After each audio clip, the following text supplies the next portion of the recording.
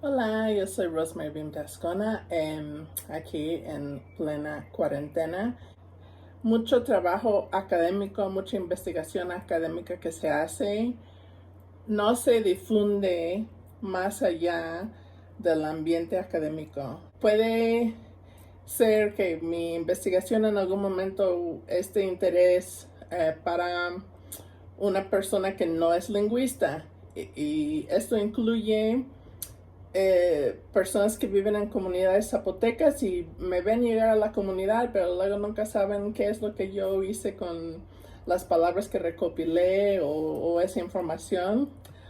O puede ser un colega que yo tengo en otra disciplina que no es lingüista, pero a veces tiene curiosidad de saber qué es lo que yo hago cuando estoy haciendo lingüística, ¿no? Esto podría ser una serie de videos, algo como lingüística para no lingüistas, pero tengo en mente algo más particular. Cada vez que publico algo, voy a hacer un video resumiendo qué fue el punto de esa publicación, qué fueron los grandes descubrimientos de esa publicación o grandes argumentos. Y, y si esa publicación incluye ciertos conceptos técnicos, voy a escoger cuáles son los conceptos más importantes en esa publicación y voy a describir esos conceptos para una audiencia de no especialistas, ¿sí? Me gusta hacer las cosas en orden cronológico, ¿sí? Entonces voy a empezar hoy con mi primera publicación. Esta es una publicación de 1998. No es la publicación más interesante, ni más brillante, ni es la más mía, porque tengo 3 coautores, pero es la primera. Si el tema de hoy no es de su interés, no tienen que ver esto, ¿no? Pero quizás en otro video voy a estar hablando de un tema que es más interesante para usted. El trabajo de hoy que dije es el primer trabajo que publiqué. Es algo bastante técnico, pero no es muy profundo, es menos de 10 páginas. Este trabajo se publicó en este volumen que resultó de un congreso que se llama Berkeley Linguistic Society. Estas son las memorias de ese congreso de 1998. Yo empecé a trabajar el zapoteco coateco en 1996. Yo había ido 2 veces a un proyecto. Aquí en mi pared tengo un mapa de las lenguas zapotecas. Puerto Ángel, ¿sí? Huatulco. Y todas estas formas en el mapa son lenguas. Entonces, la lengua que mencioné en esta publicación es el zapoteco coateco. Se habla en San Baltasar Losicha, Santa Catarina Losicha, Santo Domingo Coatlán, San Jerónimo Coatlán, San Sebastián Coatlán, San Francisco Coatlán, San Miguel Coatlán y Santa María Coatlán. Yo en 1996 fui como alumna a un proyecto en Veracruz y vino un señor de Santa María Coatlán y trabajé con él por 2 meses. Y el siguiente verano, 1997, vino otro señor de San Baltasar Losicha, Lázaro Díaz Pacheco. El señor de aquí fue José Santos Velázquez. Bueno, esos 2 señores me enseñaron sobre su lengua, que es el dichque. En español académico solemos llamar a esa lengua zapoteco-coateco. Yo estuve estudiando el posgrado en lingüística en la Universidad de California en Berkeley, justo donde se llevó a cabo este congreso, y colaboré con otros 3 alumnos de posgrado que fueron Madeline Plaché, Bill Weigel y Rungpat Rengpitia. Y comparamos 3 lenguas, el Dishke que yo estuve trabajando y 2 lenguas que habían trabajado en un curso de metodología lingüística. Una de esas lenguas fue Lai o Laichen, también se llama, que es una lengua tibeto-burmana de Asia. Y la otra lengua fue Yalamni, que es una lengua indígena de California, cerca a Yosemite. El título de este trabajo es Glottalized Sonorants, a Phonetic Universal, que quiere decir resonantes glotalizadas, una universal fonética. Ahora, entiendo que no todo el mundo va a entender estas palabras que están en el título. En este video hoy voy a explicar algunos términos que son relevantes a este trabajo. Entre las cosas que voy a explicar, ¿qué es glotalización? La glotis, la oclusiva glotal, que también se llama saltillo, la voz laringizada, resonantes y obstruyentes, ataques y codas, transiciones, universales tipológicos. Este trabajo es sobre resonantes glotalizadas. A ver, por empezar, ¿qué son resonantes? ¿Verdad? Una cosa que investigamos son los sonidos que están en el lenguaje humano.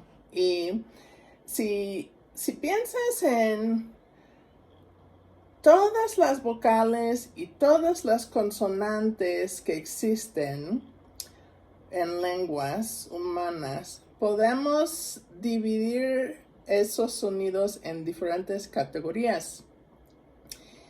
Y una división importante, grande, es la división entre sonidos que se llaman obstruyentes y los demás que se llaman resonantes.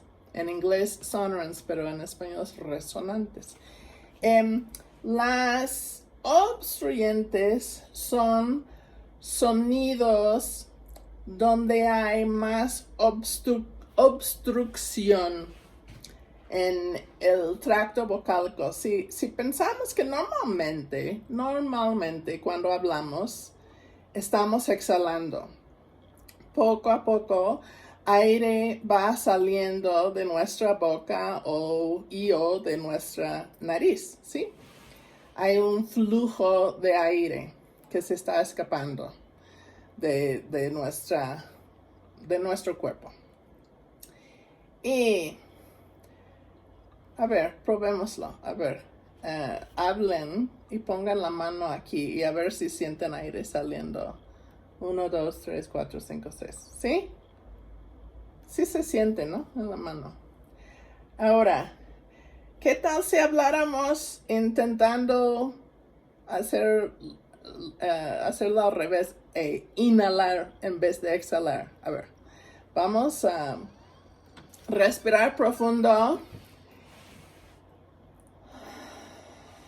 Y cuando inhalamos, vamos a hablar. 1, 2, 3, 4, 5, 6, 7, 8, 9, 10. Suena raro, ¿verdad? Porque normalmente para hacer la mayoría de los sonidos, normalmente no estamos hablando mientras inhalando. Estamos hablando mientras exhalamos. Y hacemos movimientos con la lengua mayormente, a veces los labios, a veces otras partes del cuerpo que están en la garganta. Y con estos pequeños movimientos podemos obstruir el flujo de aire. Podemos poner un obstáculo ahí. Y eso, ponemos un gran obstáculo cuando hacemos ciertos sonidos que se llaman obstruyentes, ¿sí? Como la P, la T, la K, la S, la Ch, ¿sí? Ch, t, k, s. Cuando hacemos esos sonidos, los articuladores, ese es otro término, los articuladores son las partes del cuerpo que usamos para obstruir el flujo de aire en este caso. Por ejemplo, para hacer una P, pa, ¿sí? Tenemos que cerrar los labios, tocar los labios. Con acercar los labios estamos obstruyendo el flujo de aire. Y en este caso los labios son los articuladores. Pero si hago una T, ta, ta, con mi lengua estoy tocando otra parte de la boca que quizás en otro video puedo explicar. Ahora los articuladores no son los labios, ahora es la lengua y esa otra parte de mi boca donde estoy haciendo contacto. Bueno, cuando los articuladores se tocan o cuando se acercan mucho, mucho, mucho y nada más escapa un poquito de aire por medio de los articuladores, entonces decimos que hay obstrucción y esos sonidos son los que llamamos obstruyentes. Pero hay otros sonidos donde por nuestra anatomía, por los gestos que hacemos con los articuladores, estamos permitiendo un mayor flujo de aire. Hay diferentes maneras de concebirlo. También podremos hablar en términos más acústicos. La fonética acústica tiene que ver con las propiedades de las ondas sonoras, pero yo suelo enfocarme más en la fonética articulatoria, que es el estudio de cómo producimos los sonidos en el tracto vocálico humano. Entonces, hablando más en términos articulatorios, hay este flujo de aire cuando estamos exhalando y podemos obstruir ese flujo de aire mucho y hacer una obstruyente, o podemos hacer otro tipo de sonido que se llama resonante. En español, en inglés es sonorant. Y esa clase de resonantes incluye vocales, nasales, que son como M, N, Ñ, L's, la R y la R, las dos también son resonantes. Dos sonidos que llamamos semivocales o tienen otros nombres también. Uno tiene diferentes nombres, pero un nombre es yod, que es un sonido que en español se escribe con Y. Pero creo que no todos los hablantes del español lo tienen. Esto es un poco tramposo. Por ejemplo, el pronombre yo. Yo sé que tengo acento y toda la cosa, pero fíjense en cómo yo pronuncio yo.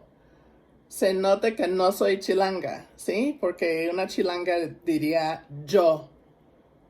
Pero el sonido al inicio de yo es otro sonido diferente que el sonido al inicio de yo, ¿sí? No es solamente gente con acento extranjero que dice yo, también hay hablantes nativos de español que dicen yo. Mucha gente en Jalisco, Oaxaca, otros lugares dicen yo también. Entonces, es esa pronunciación, la gente que dice yo. Es como una I, pero muy breve. Ese sonido es yod. Y también otro sonido que escribimos fonéticamente con W. Huele, ¿sí? Huele. Sí se escribe con HU, pero fonéticamente, ¿cómo se pronuncia? Huele. Es lo que viene antes de la E. Huele. Eso también. Esos dos sonidos que se llaman semivocales.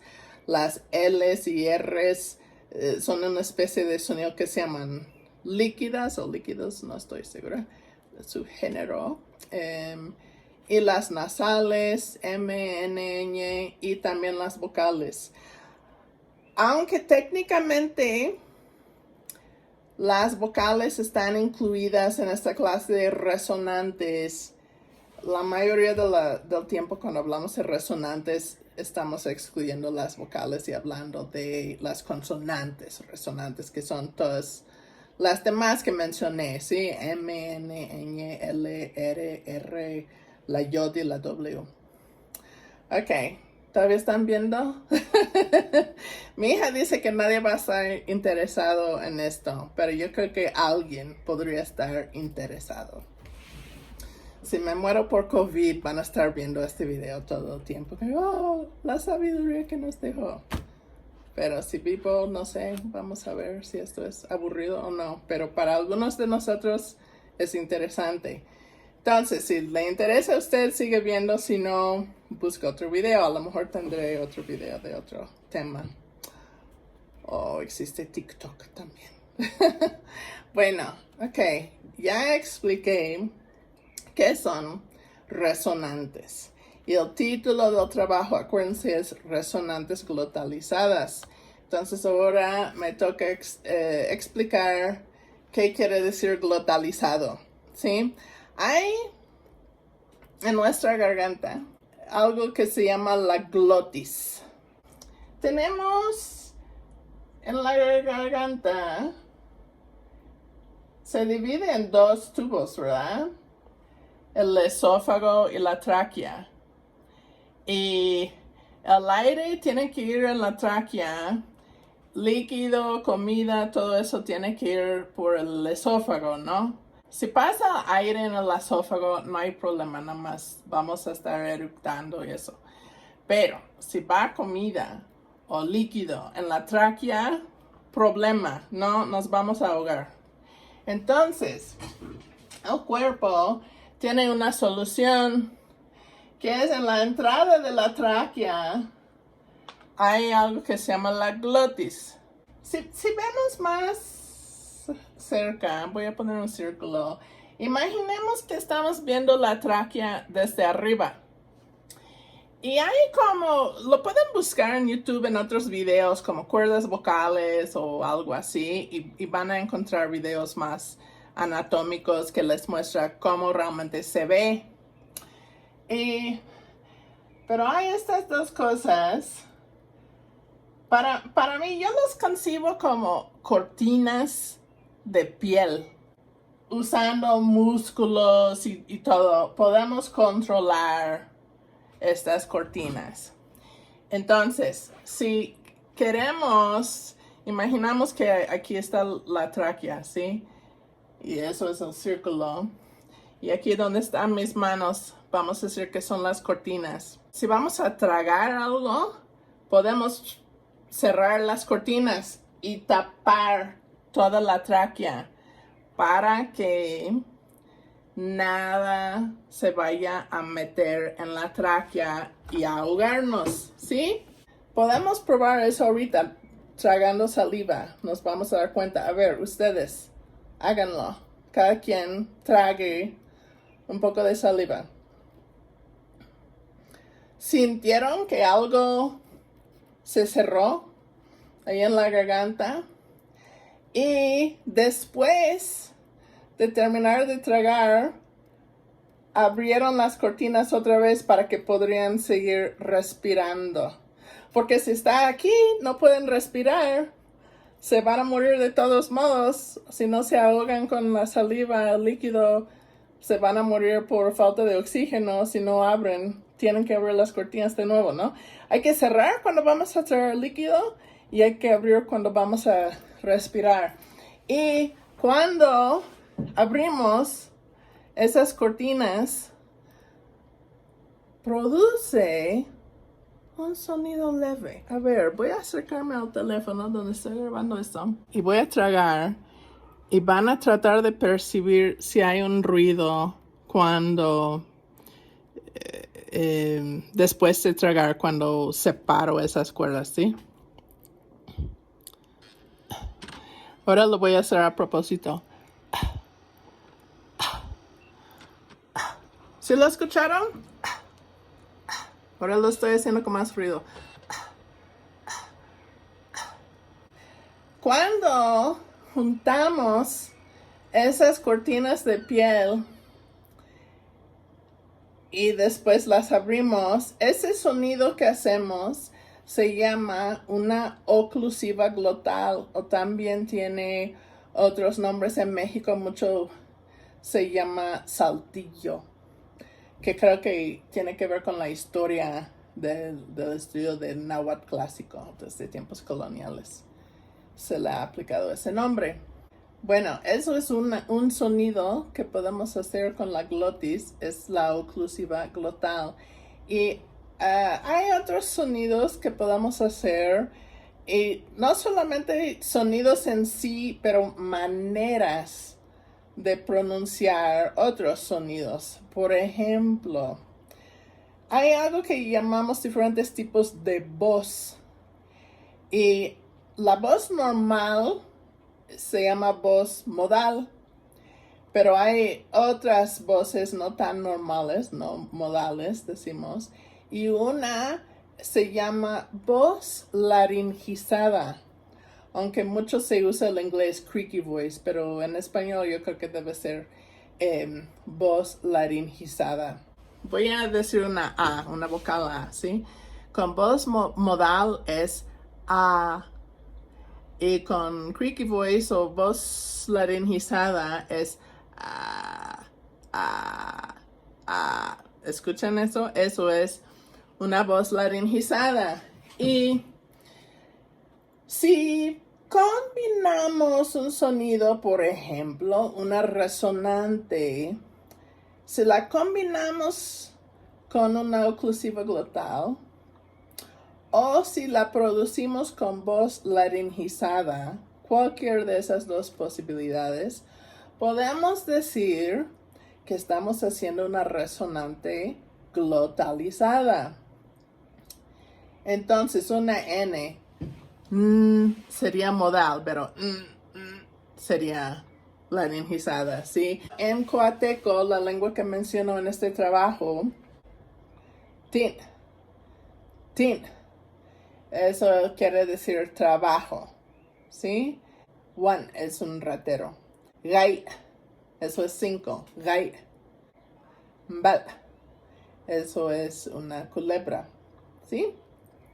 Todas esas palabras, gai, mbal, tin, one, todas esas palabras en zapoteco coateco terminan con resonantes glotalizadas. Y eso es el enfoque de este trabajo, pero no solamente en zapoteco, también en las otras dos lenguas que mencioné y un poco comparando con lenguas que han sido descritas en otros trabajos por otros lingüistas. Ya hemos hablado de qué es la diferencia entre resonantes y obstruyentes. Hemos hablado de qué es la glotis. Hemos mencionado la oclusiva glotal, la voz laringizada. Creo que hoy no me da tiempo explicar con todas sus complejidades qué es una sílaba. Pues en la palabra sílaba en español es sílaba, ¿sí? 3 sílabas, sílaba. O en las palabras en zapoteco que apenas mencioné, val, one, tin, gai. Todas esas palabras son de una sola sílaba. Fíjense que en español, en la palabra sílaba, cada de esas sílabas tenía una consonante y una vocal. Eso se llama una sílaba CB, consonante vocal. Pero en zapoteco, en la palabra one, hay la W, la A, la N, eso es una sílaba CBC, porque es consonante vocal y otra vez consonante, termina en consonante. Si tenemos una sílaba que comienza en una consonante, esa consonante está en cierta posición en esa sílaba, ¿no? Porque está la posición en inicio de la sílaba. Por ejemplo, en tin, la T está en inicio de la sílaba, pero la N está al final de la sílaba, ¿sí?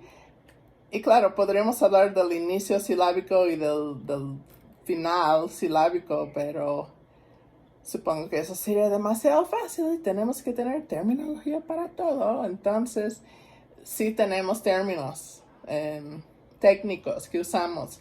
Consonantes que están en el inicio de la sílaba antes de la vocal, decimos, bueno, en inglés se llama onset. En español yo creo que hay dos nombres semejantes. Uno es ataque, otro es arranque. Entonces decimos que están en el ataque o están en el arranque. Quiere decir que están en el inicio silábico antes de la vocal. Y si están después de la vocal, al final de la sílaba, a esas consonantes decimos que están en coda. Coda es la palabra latina para cola. Yo no sé por qué la D cambió a L en español, pero coda quiere decir cola. Es algo que está al final, ¿sí? Como la cola que está al final del cuerpo de un animal, ¿sí? El punto grande de este trabajo, realmente es este trabajo aquí, con mis notas y todo, es que las resonantes glotalizadas tienen una tendencia que se glotalizan, que la glotalización no dura durante toda la pronunciación de la resonante. Suele estar al inicio de la resonante o al final de la resonante en Yalamni. Yalamni, que es la lengua de California, y en Zapoteco Coateco, que aquí todavía lo llamaba Zapoteco de Coatlán y Losicha, porque se habla en algunos de los coatlanes y algunos de los Losicha, pero hoy día lo llamo Coateco. Bueno, es la misma lengua, nada más cambié de nombre. Pero sigue siendo Dixke en Zapoteco. Siempre ha sido Dixke, creo que siempre va a ser Dixke. Ok. El gran punto de este trabajo entonces es que una resonante glotalizada suele, en las lenguas del mundo, suele glotalizarse en inicio de la palabra, de la resonante, cuando esa resonante está en el ataque. Y suele glotalizarse al final de la resonante, cuando esa resonante está en coda. Y de hecho, yo tenía realmente poca experiencia trabajando zapoteco cuando se publicó este trabajo. Y la información que da aquí sobre el zapoteco coateco es parcial. Porque aquí dice que únicamente las resonantes glotalizadas únicamente ocurren en coda, en esa lengua. Y todos los ejemplos que doy son así, sustantivos simples como culebra, algodón, carne, ¿sí? Val, shil, val, así nada más. Culebra, algodón, carne. Son 3 palabras. Si buscan este trabajo pensando que va a ser un tesoro de zapoteco coateco, únicamente hay 3 palabras. Y ni revelo todo lo interesante porque a lo mejor en ese momento no me lo sabía. Aquí en el trabajo dice que únicamente ocurren en coda esas resonantes glotalizadas. En cambio, en Yalamni, la lengua de California, ocurren tanto en coda como en ataque. Y mostramos aquí que en Yalamni, cuando está en coda, son posglotalizadas, o sea, la laringización o el saltillo, la oclusiva glotal, viene al final de la resonante, igual como en zapoteco, como val. Escuchan esa después de la L, ¿no? Al final, val, val, val. Quizás no escuchan la L súper laringizada, súper creaky, pero si la vieran en algo que llamamos espectrograma, que es una representación visual de las ondas sonoras desde arriba. Es una manera de concebirlo. Bueno, en un espectrograma se podría ver que los últimos milisegundos de esa L sí son laringizadas, que sí hay construcción que estoy haciendo con la glotis, pero yo creo que ustedes sí pueden escuchar aún en el video que hay una oclusiva glotal que viene al final de esa L, porque se escucha después de la L, se escucha cuando yo separo esas cortinas de piel. A ver, lo voy a hacer otra vez. Val, val, val. Si lo escuchan, que viene después, ¿no? Bueno, y eso también pasa en Yalamni, pero aquí dice que en Yalamni también las resonantes glotalizadas pueden ocurrir en el ataque, en el inicio de la sílaba, pero en ese caso son preglotalizadas, que la glotalización viene en los primeros milisegundos de la resonante. Y bueno, en realidad eso también es lo que pasa en zapoteco, pero parece que no lo sabía en ese momento. Pero aquí en mi tesis, esta es mi tesis de doctorado, aquí sí lo explico mejor. Por ejemplo, aquí en 5, ray, ya lo dije, ¿no? Ray. ¿Sí escuchan? Ray. La oclusiva glotal está después de la yod, ¿sí? Pero si yo estoy contando dube, tope, chone. ¿Sí es chone? Chone. Chone. Sí es chone, ok. Dube, tope, chone, dape, raye, raye, raye. Ahora la glotalización viene en la primera parte de esa yod. Es como si la yod estuviera partida en dos. Y los primeros milisegundos están laringizadas. Y luego escuchan una oclusiva glotal. Y luego sigue la yod normal, modal. Raye, raye. Entonces en realidad es igual que en Yalamni. Pero la tercera lengua aquí estudiada, Lai Chin, tenía otro patrón diferente. ¿Y qué fue la conclusión? Y yo creo que fue idea más que nada de la primera autora, que fue Madeleine Plauché. Y ella citaba a otros lingüistas, sobre todo fonetistas. Y esto fue lo que explicó. Que en una consonante resonante, por ejemplo, vamos con las nasales, nada más por un ejemplo, ¿sí? En español hay 3 diferentes nasales, M, N y ñ, ¿sí? ¿Qué es la diferencia? Pues todas esas 3 consonantes se llaman nasales porque estamos parcialmente exhalando por la nariz. A ver, na. Si ponen el dedo aquí, na, y hacen una N, van a sentir que están exhalando por la nariz.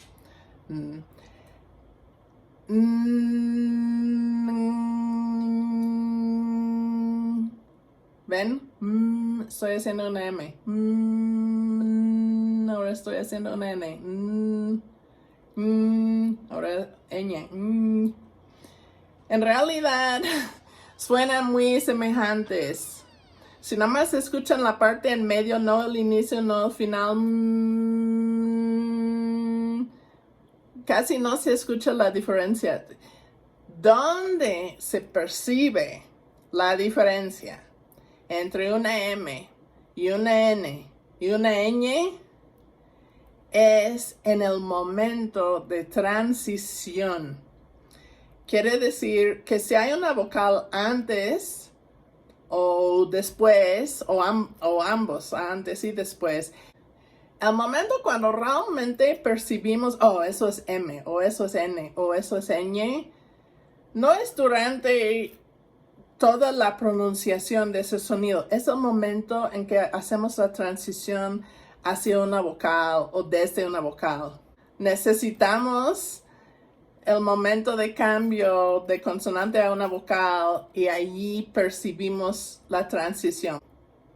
Mama y nana tienen sentidos muy diferentes, ¿no? Es importante saber si fue una M o si fue una N. Antes de ofenderse, tienen que saber qué consonante fue, ¿sí?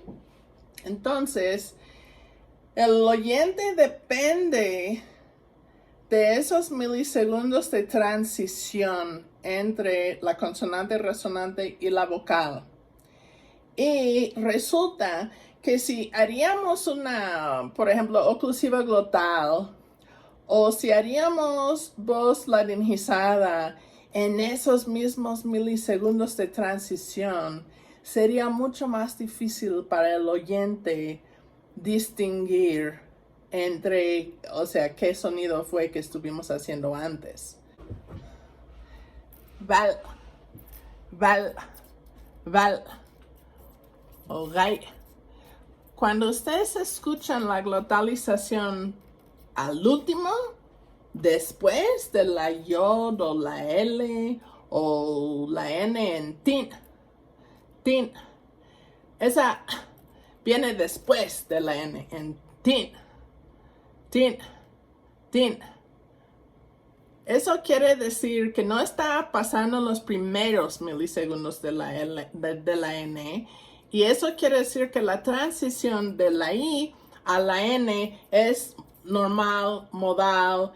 No hay glotalización en esos milisegundos y eso ayuda al oyente a entender, a percibir correctamente qué sonido fue, que fue una N, no fue una M. Ok. Y después pueden percibir la glotalización. Pero si yo agrego, de hecho en zapoteco, coateco y otros zapotecos también, hay un pronombre que se puede agregar al final, que puede ser una vocal nada más, como en San Baltasar Losicha es una E, en Santa María Cuatlán es una A, aunque hablan la misma lengua, tienen esa diferencia de pronunciación. En Santa María Cuatlán, uno es viv, y dos es top, y tres es chon, pero normalmente no cuentas así nada más, normalmente no dices viv, top, chon, no, dices viva, topa, chona, dapa, gaya, chopa, gada, shona, geya, tia, ¿sí? Tienes que meter esa A al final porque estás contando algo, no estás contando números abstractos, estás contando cosas y si no estás contando páginas, libros, marcadores, algo, tienes que decir una cosa, dos cosas, tres cosas, ¿sí? Ok, entonces vamos con gai. Si digo cinco nada más, gai. Y es al final, ¿no? Gai. Escuchen la oclusiva glotal después de la yod al último final de la palabra gai. Pero si estoy contando diva, topa, chona, dapa, gaya, gaya, gaya. Ahora es antes, es en la primera parte de la yod. ¿Por qué? Porque ahora hay dos sílabas. Gaya, dos sílabas. Gai es una sílaba y la yod está en la coda. Pero gaya es dos sílabas. Y ahora esa yod es el ataque de la segunda sílaba. La segunda sílaba es ya. Entonces tiene que ser preglotalizada, no postglotalizada, porque tenemos que escuchar bien la transición entre la yod y la A que viene al último de la palabra. Y para que esa transición se oye limpio, la glotalización se pronuncia en la primera parte de la yod, no la última. Puedo hacerlo con las otras palabras. Val, o si fuera en San Baltasar Losicha, vale es carne, ¿sí? Esa cosa es carne. Val, le, ¿sí? Bueno, resulta que eso es una tendencia que existe en muchas lenguas del mundo, como Yalamni y Zapoteco Coateco, que las resonantes que están glotalizadas se preglotalizan. La glotalización es al principio cuando están en posición de ataque, en el inicio de la sílaba. Y se postglotalizan cuando están en posición de coda, cuando están al final de la sílaba, después de una vocal para que la transición entre la consonante de ataque y la vocal, o entre la vocal y la consonante en coda, se oye con mayor claridad. La lengua de Lai Chen tenía unas complejidades que contribuían a que había más variación en esa lengua, y entonces se concluyó en este trabajo, la pregunta de investigación en este trabajo fue determinar si esto fue un universal tipológico. Con decir un universal tipológico, quiero decir, queríamos saber si es algo que en todititas las lenguas por todo el mundo, en África, en Papua Nueva Guinea, en Amazonia, en México, en Norteamérica, en Europa, en todas las lenguas del mundo, esto fue la tendencia de preglotalizar en ataque y postglotalizar en coda. Queríamos saber si fue universal, pero encontramos que en esa lengua de Asia Lai Chen, de lo que se llamaba Burma o Myanmar, donde hay horribles atrocidades, violaciones de derechos humanos, pero también estas lenguas bonitas de la gente indígena de ese pueblo, que no seguían este patrón. Entonces determinamos que no fue una universal, pero que sí fue una tendencia fuerte. Y como expliqué en este trabajo, yo todavía no sabía que en zapoteco coateco esas resonantes glotalizadas podrían estar en ataque, pero después lo supe y sí seguían los mismos patrones que Yalamni, y lo describí en mi tesis. Muchas veces cosas que publicamos cuando ya salen a la luz ya hemos descubierto más y no es 100% porque esto sigue toda la vida, estamos aprendiendo. Ok, no sé qué les pareció, les dije. Eso fue el primer trabajo que publiqué en mi vida. No es el mejor, no es el más fascinante, pero si tienen curiosidad de saber qué es lo que hace un lingüista, eso es una de varias cosas que hacemos lingüistas. No todos mis trabajos son así, hay otros temas. Yo apuesto, algunos de ustedes pensaron que esto fue súper aburrido y por qué alguien pensaría más de 5 minutos en esto. Y quizás otra persona está pensando, wow, nunca me di cuenta de eso. O, oh, yo en mi lengua también tengo glotalización, pero yo no sabía que se llamaba así. O no sabía eso de las cortinas de piel, que son las cuerdas vocales. No sé, yo creo que no debemos sufrir. Hay 1000 cosas en YouTube para ver en esta cuarentena. Si esto fue aburrido, espero que no siguieron viendo. Pero si es algo que les interesa o les gusta un desafío, entonces bien, acompáñenme. Eso fue el primer trabajo. En otra ocasión pronto pienso describir otro trabajo sobre otro tema totalmente diferente. En este caso, yo estuve investigando el zapoteco coateco y otras personas estaban igual haciendo trabajo con otras lenguas, y lo que hicimos fue algo muy chiquito, comparar exactamente la pronunciación de una clase de sonido en diferentes lenguas de diferentes partes del mundo para determinar si hay propiedades comunes en la pronunciación humana de diferentes lenguas. Y eso es una de las preguntas principales de la lingüística, ¿no? Que si comparamos todas las lenguas del mundo, cómo son semejantes, cómo son diferentes. Y entonces hay diferentes maneras o diferentes razones que una persona podría estar interesada en una lengua, ¿no? Podría ser porque es la lengua ancestral de uno, o sea, podría haber razones personales, podría haber razones históricas, podría ser que no está interesado en el cerebro y la cognición humana o la pronunciación, las ondas sonoras. Hay 1000 cosas, y en este caso particular, algunos pocos datos de Santa María Ocotlán, y San Baltasar Losicha sirvieron para ilustrar unas tendencias que no existen solamente en lenguas zapotecas, sino en lenguas de distintas partes del mundo que tenían que ver con la percepción que un humano necesita oír esa transición entre vocal y consonante, en este caso resonantes glotalizadas. Bueno, les deseo mucha salud en esta cuarentena y les vuelvo a saludar en otra ocasión. Cuídense mucho.